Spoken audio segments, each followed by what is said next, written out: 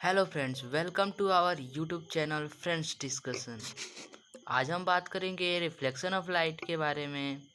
जो मैं topic cover कर रहा हूँ उसके बारे में आप लोग देख सकते हैं। लाइट, आप लोग देख सकते हैं क्या क्या टॉपिक्स है। इरा टॉपिक्स।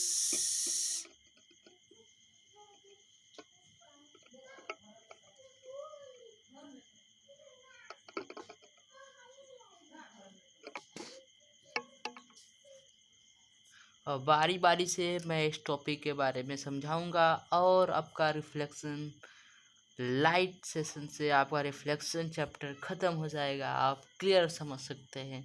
देन चलिए वीडियो को चालू करते हैं। ओके, पहले लाइट क्या होता है। Light is a form of energy which help us to see any object around us. Light एक प्रकार का फॉर्म ऑफ एनर्जी होता है जो हम लोगों को अपने सराउंडिंग जितने भी ऑब्जेक्ट होते हैं उसको देखने का वर्क करता है। ओके, लाइट ये होता है। Light is a form of energy which help us to see any object around us. Okay, understand.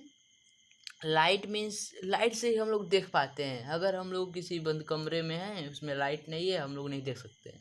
जब तक कोई सोर्स ना हो लाइट का तब तक हम लोग देख नहीं सकते। ओके, तो इसके बेसिस पे दो सोर्स, अगर अगर बात करते हैं सोर्स की, सोर्स ऑफ लाइट क्या होता है, तो सोर्स ऑफ लाइट के बारे में बात करेंगे। दो प्रकार का सोर्स होता है, एक लुमिनस होता है, एक नॉन लुमिनस।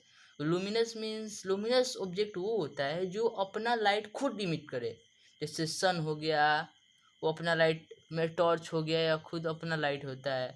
और जो नॉन लुमिनस वो होता है जो दूसरे का, मीन्स जो मून होता है वो सन का लाइट लेके ऑब्जर्व करके रात में देता है, तो नॉन लुमिनस हो जाएगा। जो अपना मीन्स दो जो object who does not emit on light known as non luminous. चलिए उसकी बात तो हो गई। अब आते हैं प्रॉपर्टीज ऑफ लाइट के बारे में। तो दोस्तों, प्रॉपर्टीज ऑफ लाइट क्या होता है। एक प्रॉपर्टी जो होता है कि जो लाइट होता है वो स्ट्रेट लाइन में ट्रेवल करता है, स्ट्रेट लाइन में very speed, very high speed से। और दूसरा प्रॉपर्टी होता है इसका जो स्पीड होता है इन एयर 3 × 10⁸ के हिसाब से होता है। ओके, और तीसरा प्रॉपर्टी इसका ये होता है कि इट इज इलेक्ट्रोमैग्नेटिक वेव्स।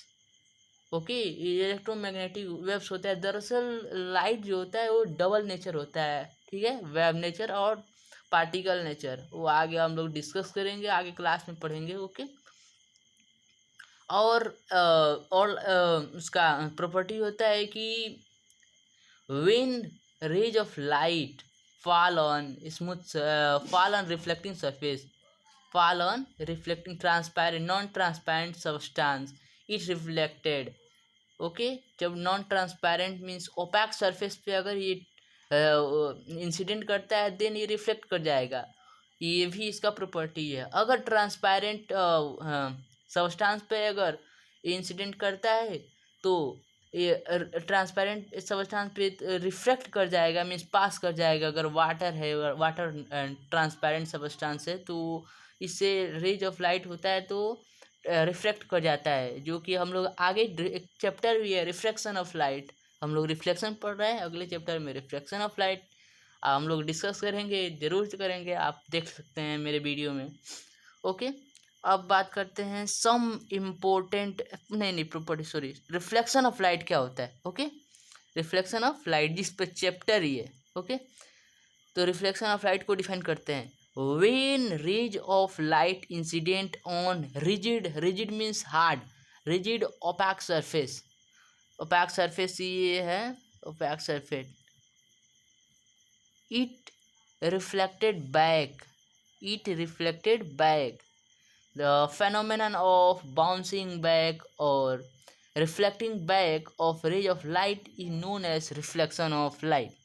समझे कि व्हेन जब रेज ऑफ लाइट किसी रिजिड ओपैक सरफेस पे इंसिडेंट करता है तो वो रिफ्लेक्ट कर जाता है, मीन्स वो बाउंस कर जाता है, बाउंस बैक कर जाता है।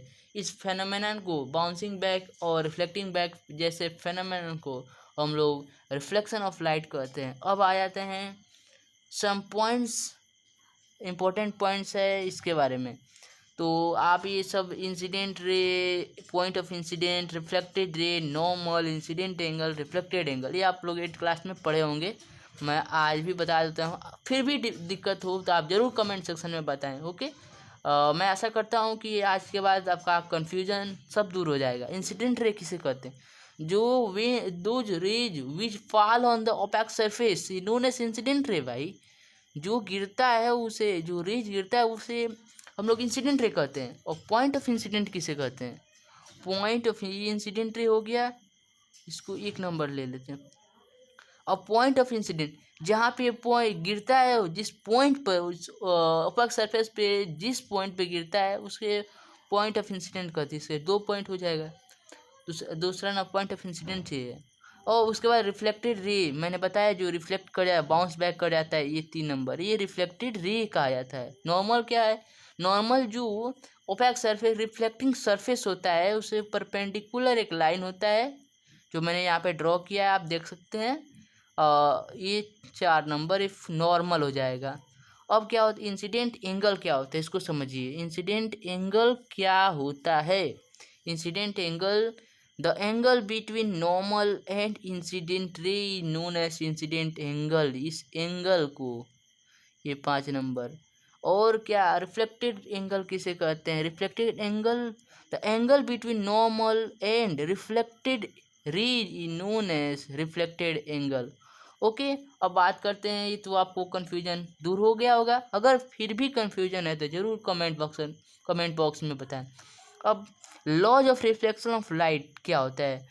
लॉज आया, 2 टाइप्स के लॉ रिफ्लेक्शन हो, 2 प्रकार का लॉज आता है रिफ्लेक्शन ऑफ लाइट का। पहला laws, according to the first law of reflection, incident रे,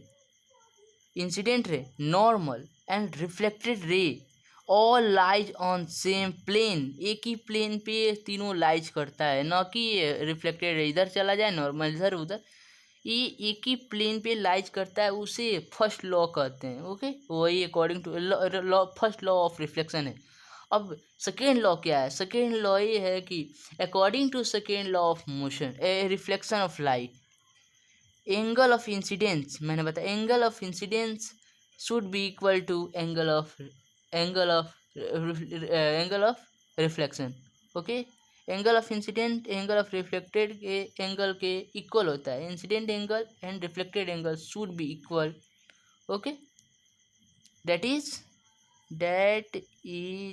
इज को आप लोग फिजिक्स की भाषा में इस तरह लिखा जाता है, incident angle equal to reflected angle. Okay, अब बात करते हैं टाइप्स ऑफ रिफ्लेक्शन। रिफ्लेक्शन कितने प्रकार के होते हैं? रेगुलर रिफ्लेक्शन होता है, एक इरेगुलर। ये क्या होता है? ओके, तो regular reflection, when beam of parallel rays of light incident on smooth surface, if it remains smooth surface after reflection, it remains parallel in same direction is known as regular reflection। आपको समझ में नहीं आ रहा होगा कि ये smooth surface है। Okay, ये बीम ऑफ लाइट 1 2 3 ये आ रहा है यहाँ से, फिर ये पैरेलल इधर से चला जा रहा है, पैरेलल जा रहा है एक दूसरे के, स्मूथ सरफेस। ओके, तो ये रेगुलर रिफ्लेक्शन है। मीन्स क्या कह रहा है? बीम ऑफ लाइट अगर किसी स्मूथ सरफेस पे अगर इंसिडेंट होता है तो पैरेलल ही जाएगा, तो जो रिफ्लेक्शन होगा उसको रेगुलर रिफ्लेक्शन कहेंगे। और इरेगुलर रिफ्लेक्शन रफ सरफेस पे जो होगा, जो इस तरह से होगा, इस तरह से रफ सरफेस, तो कोई इधर जाएगा, कोई इधर जाएगा, कोई इधर जाएगा, उसे ही रेगुलर रिफ्लेक्शन कहते हैं। उसको डिफाइन किससे करते हैं? When parallel beam of rays incident on rough surface, it does not remain parallel after reflection, is known as irregular reflection। Okay, अब हम बात करते हैं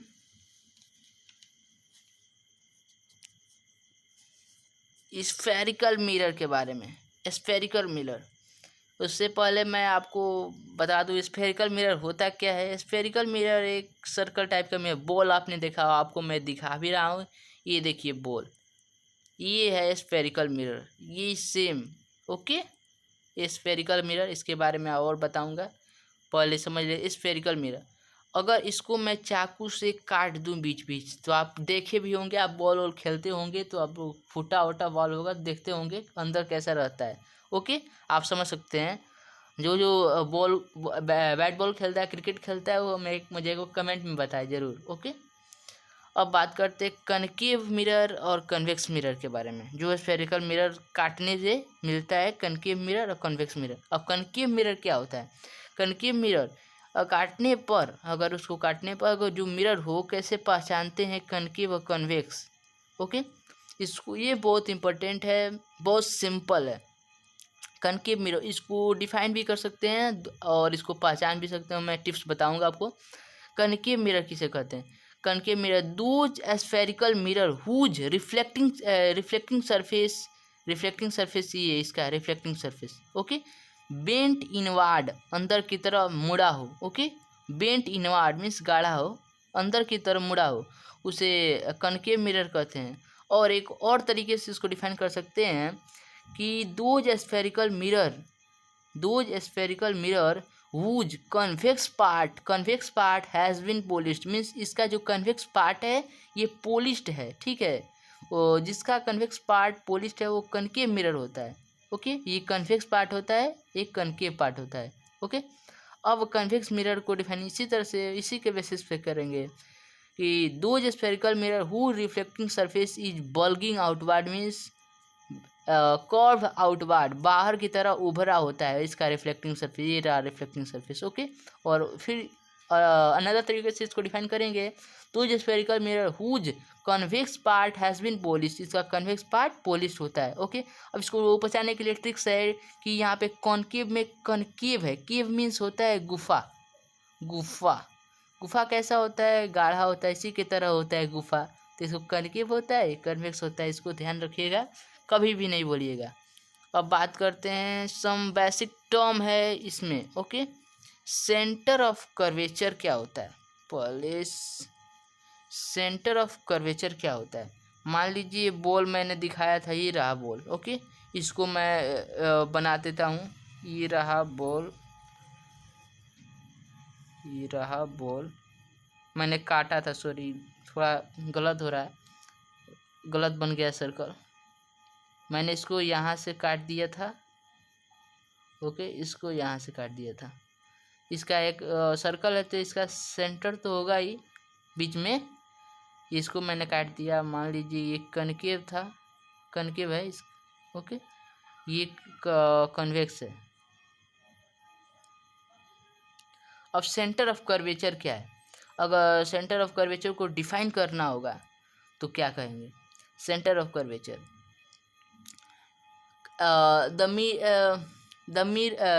द मिरर जो होता है, ये मिरर, ये किसी स्फेरिकल मिरर का पार्ट होता है। उस स्फेरिकल मिरर का कोई सेंटर होगा, वही सेंटर ऑफ कर्वेचर कहलाता है। ओके, इसको इंग्लिश में बताते हैं कि this mirror is a part of a spherical mirror. Though a spherical mirror has a center, that center is known as center of curvature. Okay, इसका center of curvature ये होगा। इस स्फेरिकल मिरर, जिस spherical mirror से बना होगा उसका जो सेंटर होगा वही सेंटर ऑफ कर्वेचर होता है। ओके, आपको डाउट नहीं होना चाहिए, डाउट होगा तुरंत बताइएगा कमेंट बॉक्स में। रेडियस ऑफ कर्वेचर क्या होता है? रेडियस ऑफ कर्वेचर ये होता है कि ये जिसका, इसको भी इसी तरह से डिफाइन कर सकते हैं कि this mirror is a part of an spherical mirror, that spherical mirror has a radius, that radius is known as radius of curvature. इस सर्कल का एक रेडियस होता है, यहाँ से आप जानते होंगे ये रेडियस कहलाता है सर्कल में, तो ये रेडियस ही इसका रेडियस ऑफ कर्वेचर कहलाता है। ओके, और आगे एक और बताऊंगा, इसको सेंटर ऑफ कर्वेचर को सी से डिनोट किया जाता है, रेडियस ऑफ कर्वेचर को आर से। ओके, और पोल क्या होता है? पोल ये होता है जो एक पॉइंट होता है जो मिरर को, एक ये पॉइंट है जो मिरर को दो भागों में इक्वली डिवाइड कर दे, उसे ही हम लोग पोल कहते हैं। Okay, done. प्रिंसिपल एक्सिस क्या होता है?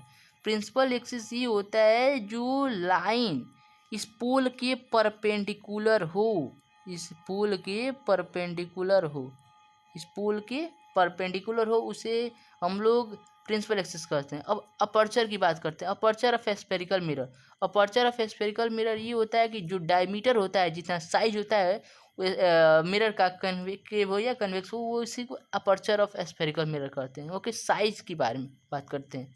ओके, आपको आई होप कि आपको ये सब समझ में आ गया होगा। आपको अगर डाउट हो तुरंत पूछिए, मैं आपको ज़रूर समझाऊंगा।